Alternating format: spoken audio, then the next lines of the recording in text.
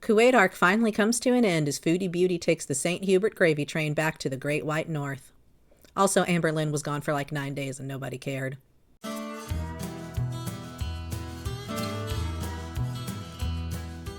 Hey y'all, I'm back, and just like Foodie Beauty's empty new apartment, I believe we can eventually fill this new arc up with trash. Chantal finally resurfaced, going live from her very own brand new Canadian bedroom. In the international grifter equivalent of "You can't fire me, I quit," Foodie says she abandoned the country she called home and the cat and accomplice she called her family, and returned herself to sender to avoid the creamy fresh legal consequences in Kuwait. Having pulled off Canada Bees for life, Chantal was smug as ever in her return stream, and while she claims she is still married, there is almost certainly an all dogs go to heaven clause in the fine print of her exit from Kuwait. She can't go back now, and while I won't say a Gulf nation legal charge as bees wouldn't have been fun, I can't complain about leaving Crazy Frog behind in the desert dust. In a 6-hour live stream simply titled Hi, Chantal made her return looking years older than when she left us a mere few weeks ago. Foodie herself says she has no intention of going back, and given the lag between her alleged departure and resurfacing in the wall of corn, it's not impossible for her to have been expeditiously deported. She claims in the live to have consulted a lawyer, but also to have packed and left as soon as she found out about Paz Kuwait's intentions to file an official complaint. Which doesn't make much sense to me. I don't know, whatever. Regardless of Chantal's vaguely expressed hope to reunite with Salah, a return to Kuwait seems extremely unlikely now, and frankly, I'm relieved to see the back of the man with the worst laugh on the internet. Pour one out for Crazy Frog, y'all. Thank God. Based on Chantal's mood in the live, I think she might be relieved too. This is essentially the end of her phony baloney park and ticket marriage. Their options for being together physically, I know, I am sorry for the imagery that may have conjured up. Their options for being together physically would be limited to countries they could both travel to other than Kuwait. Even if they could afford the travel now, this is no simple task for Salah, whose Canadian passport dreams have been crushed like a highway deer under an 18-wheeler. Which clearly they won't be able to afford the travel, as Foodie is drinking out of a Tupperware food storage bowl because she couldn't prioritize getting normal dishes over hitting up the dispensary. They were barely able to travel while her channel supported one luxury 2.5-room shoebox household in the cheap bonus sandwich land of Kuwait. The idea of Chantal saving money for her and the scat burglar to travel to a third destination while paying Canadian prices for BK and dispensary gummies is absolutely laughable. Now, most of us have long thought the relationship between Chantal and Salah was a mutual grift with an expiration date. Honestly, most relationships in girl world at this point can be summed up as two manipulators trying to take advantage of each other, be it clout, money, kink, whatever. Eventually that well runs dry for someone and the whole thing unravels. Al Sultan Salah, master of Dum Fu and newly reminted Home Alone legend, though where that home is now is anyone's guess, well, he was notably absent from chat, and Chantal's overall mood could best be described as giddy, despite, or maybe because of, being a woman separated from her husband with no clear or easy plan to reunite with her alleged family.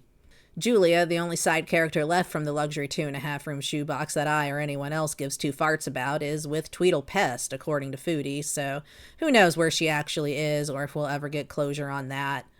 Unfortunately, the story of a lolcow and their pet rarely concludes with the good ending.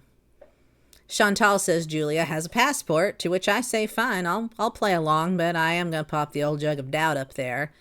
But no word on Salah's passport. No matter, with any luck we'll never hear from him again until the tell-all special. Personally, I choose to believe Julia, much like Rarity, found her way to a deserving home where she can live out her life well cared for, in peace, far away from the infamous degenerates of YouTube. I prefer this story to the more likely and more grim possibilities, and if the girls can survive on the sheer power of delusion, so can I. Alone in Canada, but allegedly still fake married, brings up a lot of unknowns, but one thing that's guaranteed is rule number 1, so things are bound to get messy enough sooner rather than later. Looks like Canadian fast food and a total lack of filters back on the menu, girls.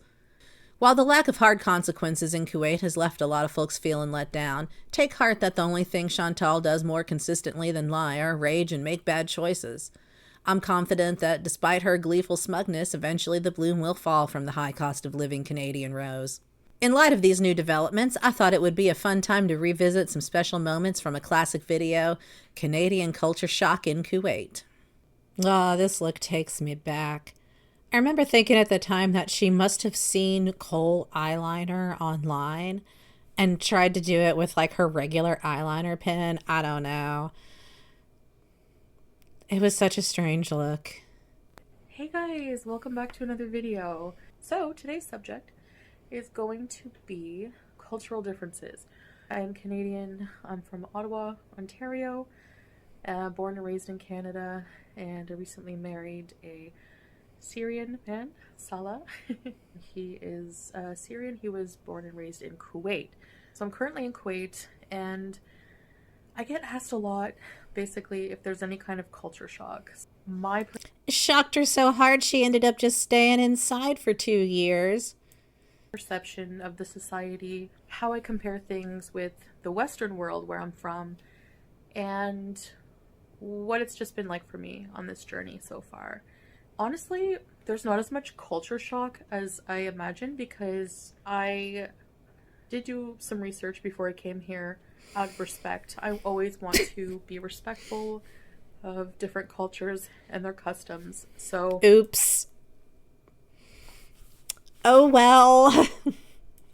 if I ever travel anywhere, it's going to be important for me to respect these differences.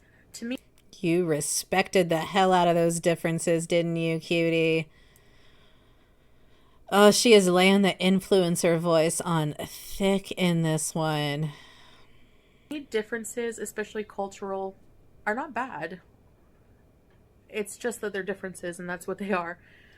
So, I'm going to talk about some things, some misconceptions I believed before coming here, some things that I found very different, and then some things that some information I got from the Kuwait visa website, which makes sense.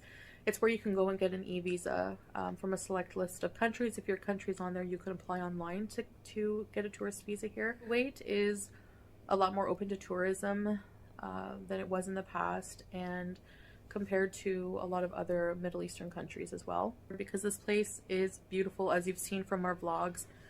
The beaches, everything, just As you've seen from their vlogs, it's just absolutely lovely. They really made such an effort to show the best that Kuwait has to offer. the food, the people are so friendly. It's amazing here. So yes, let's get into it. Probably like a lot of people, I was ignorant a lot when it came to thinking of the Middle East. And you remained willfully ignorant for nearly 3 years. I thought of like everyone in the Middle East just being like much poorer than Canada or the US, but their currency is worth a lot more than Canadian money. So like Okay, well, first of all, she has no idea how currency exchange actually works. And second of all, she then spent the next 2+ years telling us how cheap Kuwait was and how this fast food combo meal was only $2 American. for example, 1 KD equals like 4.4 Canadian dollars. Another thing I won't do here is drive. Well, you won't drive well. You'll drive eventually, but you'll just break traffic laws left and right and terrify everyone watching as you read the chat and live stream the whole debacle. I've already talked about that in my live streams. Passenger Ad nauseam. princess. So I'm not going to talk about that. The weather is not comfortable in the summer here, to where people tend to live inside the malls, inside their homes with air conditioning. There's AC everywhere, cars, jobs. It's just you wouldn't be able to. It would be like living in Canada in the winter months without a heater. It's very, very opposite that way. In Canada, You moved from Canada to the desert. What did you think? How is this culture shock? It's the weather. It's the obvious weather differences between two vastly different climate zones. a lot of the time it'll go down to like minus 30, 35 sometimes. You can't be outside for very long in that. You need to be in the heat. Here it's the reverse. It's so hot you need to be in the AC. And because of that, certain things are different. Like camping in the winter here. We don't camp in the winter in Canada. We camp in the summer. mating season for animals, for cats. Winter, and in Canada it's in the spring. Mating season for cats.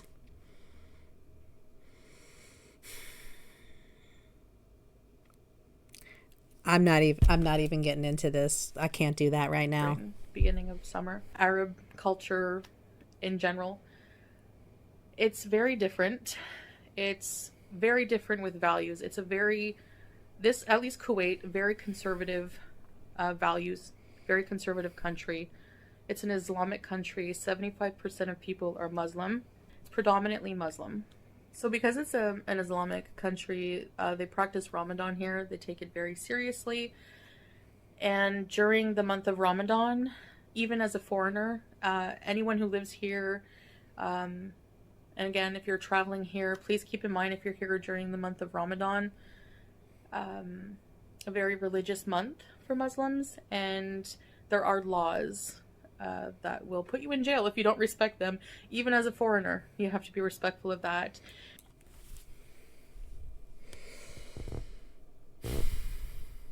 Even as a foreigner, you have to be respectful of that. Oops. At a certain point, one has to wonder how she actually thought this would end. And as much as they may try to say now that getting Salah to Canada wasn't necessarily the goal, surely she can't have thought living in Kuwait was going to be a long-term plan for her. There's delusion, and then there's just absolute, pure, unfiltered fantasy. I really wonder what, at this point, she thought the end game really was. It had to have been getting him to Canada. There's no way. She can't have thought this would work, right? Right? I mean, right? I don't... Oh... I'm just as confused now as I was back then, to be honest. I fully understand that. I don't have a problem with that. I fully understand that. I fully understand that.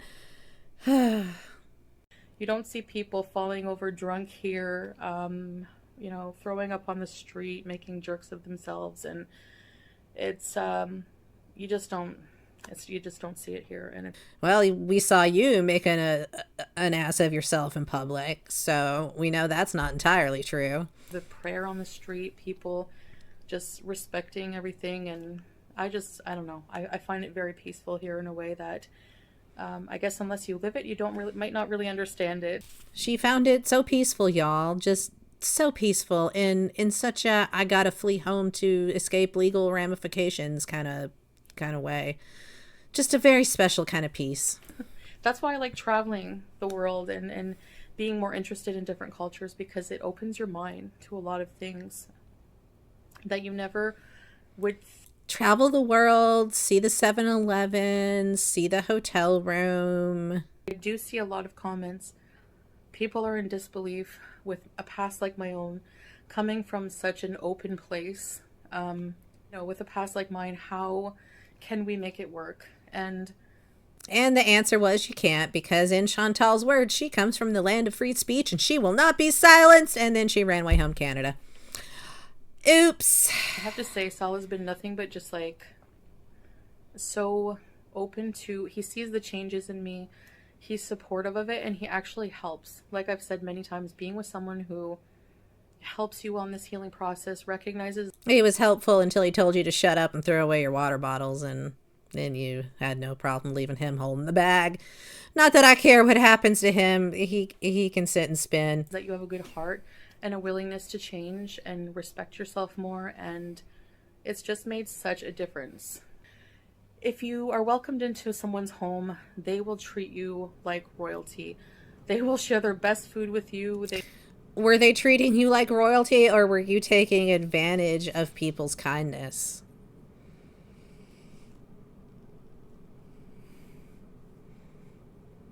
I feel like Allah's wife would have something to say about that, but we'll just leave that in Kuwait because it's all over now. They will just be so friendly and welcoming, and it's just, I mean, like you've seen on my live stream, neighbors will bring us like olives at midnight, or just anytime they cook, they think of you, they bring you food. And That stopped real quick, too. so I've kind of learned, okay, you know what? I like this and I'm going to share too. So whenever somebody brings us something and the dish is empty, now we fill it with something and give it back. Oh, good grief. That alone was probably enough to run all the neighbors off, sending over her beef stew or whatever garbage she's been stewing for 9 hours. They rely on this kind of community of friendliness. If you're eating and you don't want to eat anymore, be sure to leave a bit of food on your plate, because they'll just keep filling your plate with food. Like, people really like to feed people here and be nice. And it's like a heartwarming feeling I can't explain. It's such a peaceful culture, peaceful religion. The people are so amazing. And yes, it seems conservative probably to people in the Western world.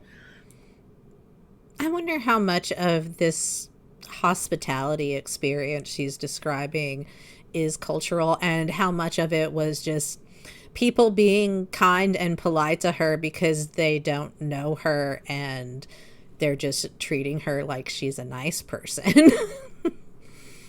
Unlike previously back home in Canada where people knew what a piece of crap she was, so they didn't do things like that. But as long as you're respectful, there should be no problem. But as long as you're respectful, there should be no problem.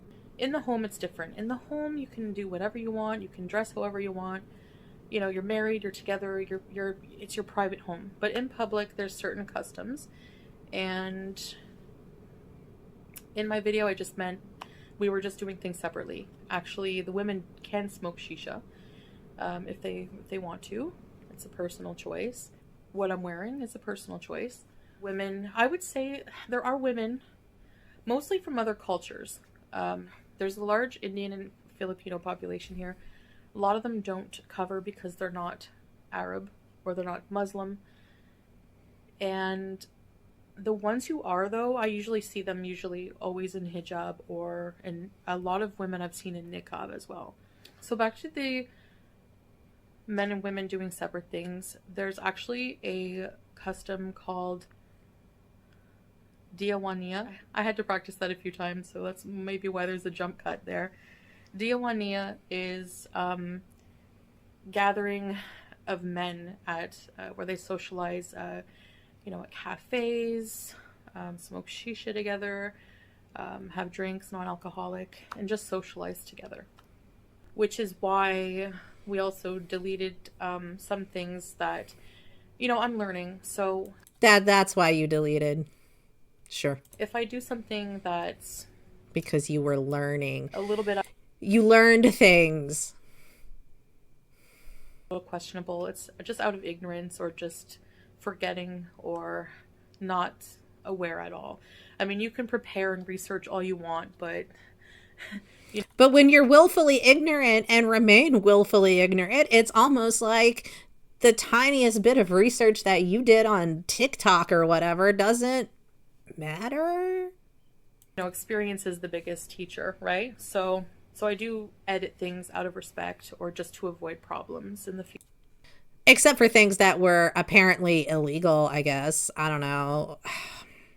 Whatever. But public displays of affection are very big no-no.